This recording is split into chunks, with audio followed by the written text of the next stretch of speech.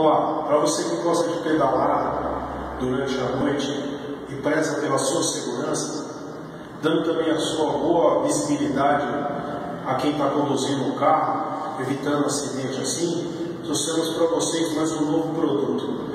Esse produto, eles é um farol traseiro, que eles têm um ajuste para você colocar na sapatilha, onde você apertando o freio, ele dá um sinal de parada, como você está vendo no vídeo. E também possui um manual, onde você vai colocar no guidão. Esse tem uma buzina, que tem 8 tipos sonoros. Então você pode mudar conforme a foto. Vamos fazer a demonstração para você aqui na buzina.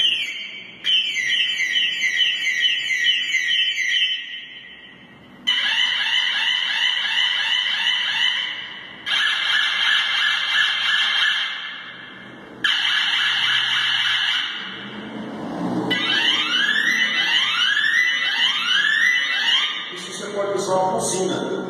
Também, ajustando a buzina, que são 8 modos, quando você virar, quando você for para a esquerda ou para a direita, ele também sinaliza e ainda dá um sinal também, mostrando o alerta ao motorista que está vindo atrás.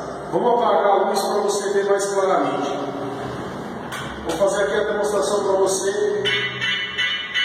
Para a direita.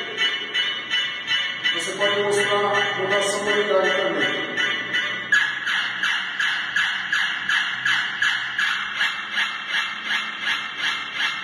E também para a esquerda.